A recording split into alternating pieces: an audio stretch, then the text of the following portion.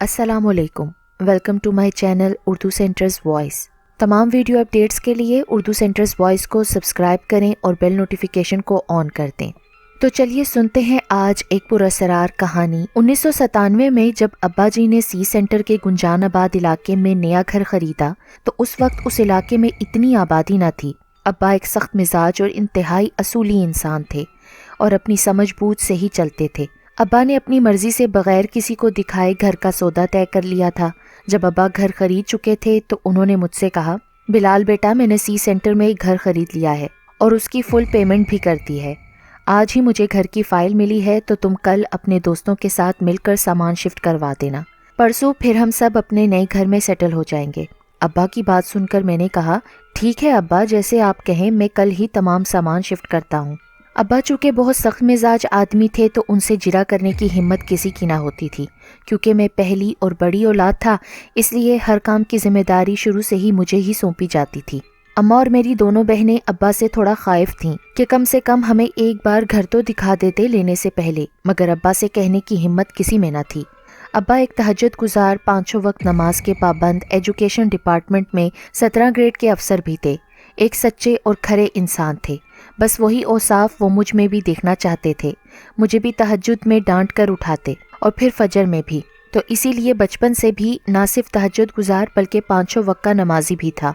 बचपन से मुझे तहकीक का बहुत शौक रहा है। मैं इंतहाई निडर इंसान हूँ, किसी से डरता नहीं हूँ, बस तहकीक की जुस्तजू में रहता हूँ। अगले रमज़ान की चांद रात थी। खैर, मैंने अपने 4 दोस्तों के हमरा नए घर में सामान शिफ्ट करवाना शुरू कर दिया। जैसे ही ताला खोला तो एक अजीब सी बू थी कि जैसे ये घर सालों से बंद हो। उसमें एक बहुत बड़ा सा हॉल था, उसके साथ यही सहन था, सहन के साथ एक छोटा कमरा, ऊपर जाने की सीढ़ियाँ और सीढ़ियों के साथ ही अटैच बाथ और किचन था। ग्राउंड फ्लोर में मैंने तमाम सामान दोस्तों की मदद से सेट करवा दिया। फर्स्ट फ्लोर पर कमरा था जो कि लॉक था और उसकी चाबी अब्बा के पास थी। फर्स्ट फ्लोर के ऊपर कुशादा सी छत थी जिस पर हमने मिलकर वॉशिंग मशीन रख दी और ग्राउंड फ्लोर में तमाम सामान अच्छी तरह सजा दिया था ताकि अम्मा और बहनों को परेशानी ना हो।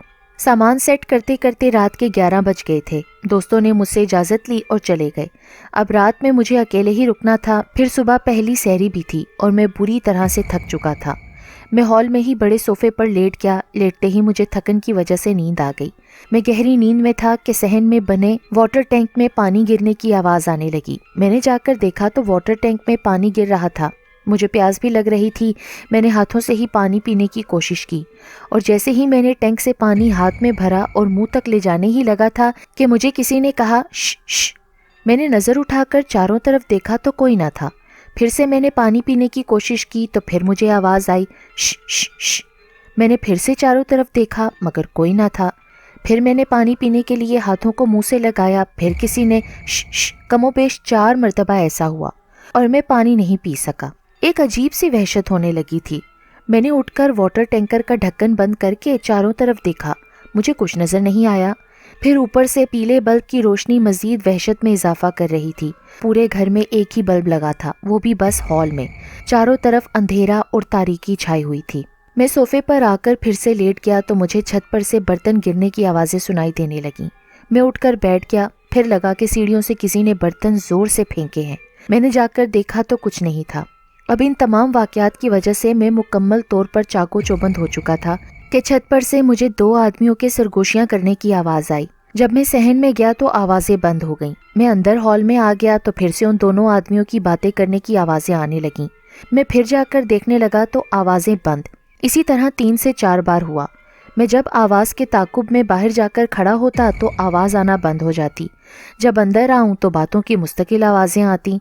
अजीब माजरा था, कुछ समझ में नहीं आ रहा था। बहरहाल मैं फिर उठा, घर का मेन दरवाज़ा बंद करके अपनी बाइक पर सबका घर में आ गया जहाँ पहली सहरी की खूब ज़ोको शौक से तैयारी की जा रही थी। मैंने गुस्ल करके सहरी की और फिर नमाज़ पढ़कर सो गया। रोज़ा अफ्तार के बाद हमें सी सेंटर वाले घर में शिफ्ट होना था। हम सब वहाँ आ गए। अम्मा और बहनें किचन समेट कर खाना बनाने का इंतज़ाम करने लगीं और मुझसे छोटा भाई भी मेरे साथ मिलकर छत पर कुछ सामान रखवाने लगा। अब्बा तो सहन के 7 वाला कमरा ले चुके थे कि मैं वहाँ अकेला रहूँगा। अम्मा और दोनों बहनें हॉल में रहेंगी। तो मैंने उनसे कहा कि अब्बा फर्स्ट फ्लोर अब तक लॉक है, उसकी चाबी दे दें ताकि मैं और मेरा भाई वहाँ की सफाई करके अपने रहने का बंदोबस्त कर सकें। मेरी बात सुनकर अब्बा बोले चलो लॉक मैं खोल देता हूँ। अब्बा की बात सुनकर मैं और भाई दोनों अब्बा के पीछे सीढ़ियाँ चढ़ने लगे। अब्बा ने फर्स्ट फ्लोर के कमरे का लॉक खोला तो वहाँ खून के निशान थे और खून जमा हुआ था। खून की बू भी बहुत ज़्यादा फैली हुई थी कि सांस लेना मुहाल हो गया था। मैं और भाई बू की वजह से नाक पर हाथ रख के खांसने लगे और रूम से बाहर निकल गए। अब्बा ने चाबी मेरे हाथ में देते हुए कहा, बस करो खांसना, जाकर दोनों मिलकर फर्श धो लो, अच्छी तरह धोना, यहाँ एक जानवर मर गया था, ये उसी का खून है। अब्बा के सामने तो कभी किसी ने कुछ बोला है जो हम आज बोलते। मैं और भाई दोनों ही फर्श धोकर अपना रूम सेट करने में लग गए। इसी काम में सहरी का वक्त भी हो गया था। मैं और भाई नीचे आकर सहरी करने में मसरूफ़ हो गए। सहरी और नमाज से फारिग होकर कुरान की तलावत की। थोड़ा आराम करने के बाद हम सब अपने अपने मशागल में लग गए। मैं उस वक्त यूनिवर्सिटी का तालिब इल्म था, अपनी पढ़ाई में मगन था। अब्बा भी अपनी जॉब पर चले गए। दिन भर तो अम्मा और बहनें काम और आराम में मसरूफ़ रहीं। इफ्तार के बाद जब रात का खाना खाकर हम सब सो चुके थे अपने अपने पोर्शन और कमरों में कि अम्मा को ऐसा लगा कि मैंने उनका अंगूठा पकड़कर उन्हें घसीटा है। वो बुरी तरह चीखने लगीं तो मैं और भाई ऊपर से नीचे आ गए। अब्बा भी अपने कमरे में आ गए। बहनें भी अम्मा के चीखने पर बहुत खौफजदा थीं। अम्मा ने मुझे डांट कर कहा, मेरे पाँव का अंगूठा पकड़कर तुमने मुझे इतनी ज़ोर से घसीटा कि मैं अपनी जगह से गिरकर यहाँ आ गई। तुमने ऐसा क्यों किया बिलाल? अम्मा की बात सुनकर मैं छोटे भाई को देखने लगा और छोटा भाई मुझे, क्योंकि हम दोनों एक ही साथ नीचे आए थे। वो भी अम्मा की आवाज़ सुनकर। मैंने कहा, अम्मा मैं तो अभी ऊपर अपने कमरे से आ रहा हूँ आपकी आवाज़ सुनकर, मैं भला ऐसा क्यों करूँगा? लगता है आपने कोई ख्वाब देखा है। अम्मा मेरी बात पर गुस्सा से कहने लगीं, मैंने ख्वाब नहीं देखा, जो कह रही हूँ सच है। अब्बा फ़ौरन अपनी गरजदार आवाज़ में बोले, बेगम ये तुम्हारा वहम है, चलो सो जाओ, अब सहरी का वक्त भी होने वाला है, कुछ देर आराम कर लो। अब्बा की बात सुनकर हम सब अपने अपने कमरों में आ गए, फिर सो ना सके। कुछ देर बाद सहरी का वक्त हो गया था। रोज़ के मामूल के मुताबिक अपने अपने मशागिल में मसरूफ़ हो गए। इफ्तार के बाद रात का खाना सोचा कि खुली फ़िज़ा में क्यों ना खाया जाए, यानी छत पर, तो हम सब खाने का सामान छत पर ले गए। अम्मा हाइपरटेंशन की मरीज़ हैं तो खुली फ़िज़ा में रहना उन्हें अच्छा लगता है। खाना वगैरह खाकर हम सब कुछ न कुछ सामान लेकर नीचे आ गए। बाकी के बर्तन उठाने के लिए छोटी बहन अकेली छत पर गई तो उसने ज़ोर ज़ोर से चीखना शुरू कर दिया। उसकी आवाज़ पर हम सब भागते हुए छत पर गए तो वो बेचारी खौफ के मारे बहुत ज़ोर ज़ोर से काँप रही थी और चीख भी रही थी। मैंने आगे बढ़कर उससे पूछा, क्या हुआ है, इस तरह क्यों चीख रही हो? मुझे ज़ोर से पकड़कर वो रोते हुए कहने लगी, भाई यहाँ कोई खौफनाक सी चीज़ थी जिसे देखकर मैं बहुत डर गई और वो गायब हो गई। अब्बा और मैंने उसे उसका वहम बताकर नीचे ले गए। अगले दिन दूसरी बहन किचन में खाना पका रही थी कि पीछे से किसी ने उसे ज़ोर से नोचा तो वो घबरा कर चारों तरफ देखने लगी, मगर वहाँ कोई ना था। उसके बाजू में दर्द हो रहा था नोचने के बायस। वो डर गई। उसने अम्मा और छोटी बहन को बताया तो अम्मा और बहन भी घबरा गईं, क्योंकि रात में बर्तन गिरने की आवाज़ें आना और छत पर बातें करने की बहुत आवाज़ें आती थीं। कोई थप्पड़ मार कर चला जाता, कोई नोच कर चला जाता, देखने पर कोई नज़र ना आता। हमें उस घर में आए 1 हफ्ता हो चुका था और अम्मा बहनें तीनों बुरी तरह से खौफजदा हो चुकी थीं। अब्बा तो डांट कर सबका वहम बताकर चुप करवा दिया करते थे। उनसे बात करना ही फजूल होता था। मैंने भी उन सब बातों को वहम के तौर पर ही लिया। छोटा भाई भी उन तमाम बातों पर संजीदा न था, जबकि बर्तनों के गिरने और छत पर बातें करने की आवाज़ें हमने भी सुनी थीं। बिरयानी हम सब बहुत शौक़ से खाते हैं। मैंने फरमाइश कर दी कि आज इफ्तार में बिरयानी बना लो। मैं खजूर खाकर, शरबत पीकर, नमाज पढ़कर फारिग हुआ और सोचा कि आज बिरयानी सेर होकर खाऊंगा। मैंने कहा, बहन तुम मेरे लिए खाना निकाल कर मेरे कमरे में रखाओ, मैं बस अभी ऊपर आता हूँ। मेरी बहन ने 1 प्लेट में बिरयानी निकाल कर ऊपर कमरे में रख दी। मैं जैसे ही अपने कमरे में गया तो बिरयानी गायब हो चुकी थी प्लेट से। मैं खाली प्लेट लेकर नीचे आया और बहन से कहने लगा, इस खाली प्लेट का अब मैं क्या करूं? जब तुम ऊपर ही खाकर आ गई तो मेरे लिए दूसरी प्लेट में निकाल कर रख देती। मेरी बात सुनकर मेरी बहन कहने लगी, भाई मैं अभी अभी तो प्लेट भरकर बिरयानी ऊपर आपके कमरे में रख कर आई हूँ, भला मैं ऐसा क्यों करूँगी? उसकी बात पर मैंने कहा, तो बिरयानी फिर अब कहाँ गायब हो गई? चलो मुझे फिर निकाल कर दो। मेरी बहन किचन में बिरयानी लेने गई तो पूरी बिरयानी का देगचा ही गायब था। हमने फिर पूरा घर ढूंढ लिया मगर बिरयानी का देचका कहीं नहीं मिला। छत पर बर्तन गिरने की आवाज़ आई तो मैं भागकर वहां गया तो बिरयानी का खाली देचका वहां पड़ा था। मैं सर पकड़कर बैठ गया कि आखिर ये सब क्या हो रहा है।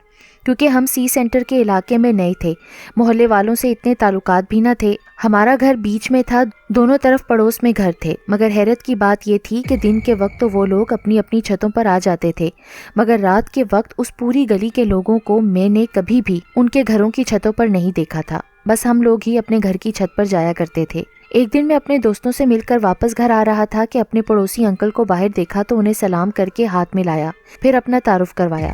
میرا نام بلال ہے، ہم آپ کے پڑوس میں 1.5 ہفتے پہلے ہی شفٹ ہوئے ہیں۔ ایکچولی ہم سب اپنی اپنی اسٹڈی میں مصروف رہتے ہیں، پھر رمضان کا وقت بھی کچھ ایسا ہے کہ پتہ ہی نہیں چلتا، پھر شفٹنگ میں بھی مصروف رہے تو آس پڑوس میں ملنے کا وقت ہی نہیں ملا۔ آپ یہاں کب سے ہیں؟ میری بات سن کر انکل کہنے لگے، بیٹا میں تو 15-16 سال سے یہاں پہ رہتا ہوں، آپ لوگوں نے یہ گھر کیوں خرید لیا؟ انکل کی بات سن کر میں چونکا، میں کو سمجھا نہیں انکل آپ کی بات۔ انکل بولے، بیٹا بلال یہ گھر تقریباً 16-17 سال سے بند ہے، اس گھر میں آج تک کوئی نہیں رہا، جب سے ہم یہاں اس علاقے میں آئے ہیں اس گھر کو بند ہی دیکھا ہے۔ یہ گھر آسیب زدہ ہے، یہاں تو آسیب کا بسیرا ہے، یہاں ایک لڑکی کا قتل ہوا تھا تو اس کے بعد اس گھر میں جو تالا لگا ہے نا اب آپ لوگوں کے آنے سے ہی کھلا ہے۔ رات اس گھر سے چیخنے چلانے اور کہکوں کی آوازیں پورے محلے میں گونجتی ہیں، برتنوں کے گرنے کی آوازیں اور بھی بہت کچھ ہوتا ہے۔ رات مغرب کے بعد اس گلی میں کوئی بھی اپنے گھروں کی چھتوں پر نہیں جاتا، کیونکہ اس گھر کی چھت پر ایک نادیدہ مخلوق نظر آتی ہے جو سب کو ڈراتی ہے اور منع کرتی ہے کہ رات میں چھت پر کوئی نہ آئے۔ بیٹا ہم تو مغرب کے بعد اپنی چھتوں پر نہیں جاتے، آپ کیسے رہ رہے ہو وہاں؟ بیٹا میری بات مانو تو جلدی سے گھر کو خالی کر دو، اس گھر میں جن نادیدہ چیزوں کا بسیرا ہے نا وہ آپ لوگوں کو نقصان بھی پہنچا سکتی ہیں۔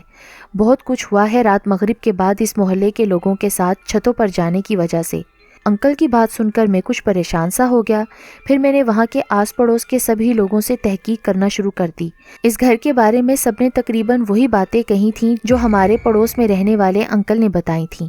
مزید معلومات کرنے پر مجھے پتہ چلا کہ 17 سال پہلے اس گھر میں کسی لڑکی کا قتل ہوا تھا۔ لڑکی کے والدین کا اسلام آباد میں ایک کار ایکسیڈنٹ میں انتقال ہو گیا تھا۔ وہ اپنے والدین کی اکلوتی بیٹی تھی، کافی جائیداد کی اکلوتی وارث تھی۔ اس نے کسی لڑکے سے شادی کر لی اور وہ کراچی شاہ فیصل کے علاقے سی سینٹر میں سیٹل ہو گئی تھی۔ اس کے شوہر نے جائیداد کی لالچ میں فرسٹ فلور کے کمرے میں اس لڑکی کو بند کر کے بری طرح سے قتل کر دیا تھا۔ وہ چیختی چلاتی رہی مگر اس کے شوہر پر تو لالچ کا بھوت سوار تھا۔ یہ گھر کسی طرح بیچ کر وہ اس لڑکی کی ساری جائیداد لے کر کراچی سے چلا گیا۔ جس نے یہ گھر خریدا وہ اس کمرے میں خون دیکھ کر گھر کو تالا لگا کر چلا گیا، کوئی اس گھر میں نہیں رہا۔ 17 سال سے یہ گھر بند ہے، اتنے سالوں بند رہنے اور قتل ہونے کی وجہ سے یہ گھر آسیب کا بسیرا بن گیا ہے۔ آس پڑوس کے لوگ مغرب کے بعد اپنے گھروں کی چھتوں پر جانے سے بھی گریز کرتے ہیں، کیونکہ جب بھی کوئی چھت پر جاتا ہے تو وہ مخلوق نظر آ کر بھیانک روپ میں ڈراتی ہے۔ یہ ساری انفارمیشن جاننے کے بعد میں ابا کے کمرے میں ان سے بات کرنے گیا اور انہیں سب کچھ بتایا تو ابا کہنے لگے، مجھے تو یہ سب کچھ پہلے سے ہی پتا ہے، تم پریشان نہ ہو اور اس بات کا ذکر اپنی ماں اور بہنوں سے مت کرنا ورنہ وہ ڈر جائیں گی۔ ابا کی بات سن کر تو مجھے بہت غصہ آیا۔ میں نے کہا، ابا جب آپ کو سب کچھ پتا تھا تو آپ نے یہ گھر خریدا ہی کیوں؟ اگر اس مخلوق نے کسی کو نقصان پہنچا دیا تو؟ میری بات سن کر ابا غصہ کرتے ہوئے بولے، بس کرو بلال، اس طرح کی باتیں، اللہ نے انسان کو زیادہ طاقتور بنایا ہے۔ اچھا بس اب اس بارے میں کوئی بات نہیں سننا چاہتا، یاد رہے کہ ماں اور بہنوں سے مت کرنا یہ بات۔ ابا کی بات سن کر میں غصے میں اپنے روم میں آ گیا۔ اب تو یہ روز کا معمول تھا کہ کھانا بنا کر رکھو، پورا کا پورا کھانا برتن سمیت غائب، کوئی تھپڑ مارتا تو کوئی نوچ کر چلا جاتا اور پھر ادھر ادھر دیکھو تو کوئی نظر بھی نہ آتا۔ خیر ایک رات میں چھت پر اکیلا ہی تکیہ چادر لے کر سونے چلا گیا۔ رات کو میں نے چادر بچھائی، تکیہ لگایا اور لیٹ گیا۔ کھلی فضا، کھلا آسمان اور چاند کی روشنی بہت دلکش لگ رہی تھی، اوپر سے ٹھنڈی ہوا کے جھونکے، میں بہت لطف اندوز ہو رہا تھا۔ میری نظر پڑوس کے گھر کے چھت پر پڑی جو ہماری چھت سے ذرا اوپر تھی۔ ان کی چھت پر ایک ساڑی پہنے ہوئے عورت مجھے مستقل دیکھ رہی تھی۔ میری نظر جب اس پر پڑی تو میں نے مسکرا کر اسے دیکھا تو اس نے اپنی بھویں اچکا کر اشارہ کیا کہ کیا ہے۔ میں بس اس کو ہی دیکھتا رہا تھا کہ 3 بار انہوں نے اپنی بھویں اچکائیں تو میں نے پہچان لیا کہ یہ انکل کی والدہ ہیں اور وہ مستقل مجھے دیکھ رہی ہیں، تو میں نے انہیں مسکرا کر سلام کیا۔ अस्सलाम वालेकुम। मेरा सलाम सुनते ही उनके बाल एकदम बिखरने लगे, चेहरा भी बिगड़ने लगा। देखते ही देखते वो भयानक चुड़ैल की शक्ल इख्तियार कर गईं। फिर मेरे जहन ने काम किया कि ये साड़ी वाली खातून अंकल की वालिदा कैसे हो सकती हैं, वो तो मर चुकी हैं। वो मुझे मुस्तकिल घूर रही थी, उनका चेहरा इंतहाई बदसूरत और खौफनाक हो चुका था। ज़िंदगी में पहली बार मुझे खौफ महसूस हुआ था। मैं पसीने में नहा चुका था, मेरे दिल की धड़कनें इंतहाई तेज़ हो चुकी थीं। मैंने अपनी तमाम तर हिम्मत को यकजा करके दरूद शरीफ पढ़ने लगा और भागता हुआ नीचे आ गया। उस रात मेरी हालत ना पूछो कैसी थी। जब मैंने अब्बा से इस बात का जिक्र किया तो उन्होंने कहा, अब मगरिब के बाद छत पर ना जाना। अब्बा की बात सुनी तो मैं खामोश हो गया, मगर मैंने मगरिब के बाद छत पर जाना नहीं छोड़ा। मैं अक्सर गर्मी की वजह से छत पर जाता। मुझे वो नादीदा कुव्वतें मुख्तलिफ अंदाज में डराती। मैं हिम्मत करता और उनका मुकाबला करने की कोशिश भी करता। जब डर हद से ज़्यादा महसूस होता तो नीचे आ जाया करता था, मगर मैंने अपनी हिम्मत को आजमाना ना छोड़ा। इसी तरह आसेब ज़दा घर में रहते हुए बड़ी मुश्किल से हमें 2.5 साल का अरसा गुजर गया। हमें हर तरह से डराया जाता, मुख्तलिफ हरबे आजमाए जाते। इस 2.5 साल के अरसे में अब्बा को भी उन नादीदा कुव्वतों की तरफ से धमकियाँ मिलती रहीं कि ये घर हमारा है, यहाँ हमारा पूरा ख़ानदान आबाद है, यहाँ हमारा बसेरा है, तुम अपने ख़ानदान को लेकर जाओ वरना तुम में से किसी एक की जान ले लेंगे। अगर जान प्यारी है तो यहाँ से चले जाओ, अगर फिर भी तुम यहाँ से ना गए तो हम सबको मार डालेंगे। इस तरह के वाक़यात अब्बा के साथ भी पेश आ रहे थे, मगर अब्बा एक स्ट्रॉन्ग आदमी थे, नमाजी, इबादत गुजार और तहज्जुद गुजार थे। उन मखलूक से रूबरू बातें किया करते रहते थे। एक दिन अम्मा बाथरूम गईं तो उनको किसी ने ज़ोर से धक्का दिया और वो गिर गईं। बहनों ने जाकर अम्मा को उठाया, हम उन्हें अस्पताल लेकर गए। अम्मा की टांग फ्रैक्चर हो चुकी थी। उन नादीदा कुव्वतों की तरफ से मिलने वाली धमकी पर अब्बा ने संजीदगी से काम लेते हुए एक नया घर ढूंढा और उस घर को हमने कम कीमत में ही फ़रोख्त कर दिया। उसके बाद हमारे साथ नए घर में कोई और वाक़यात पेश नहीं आए।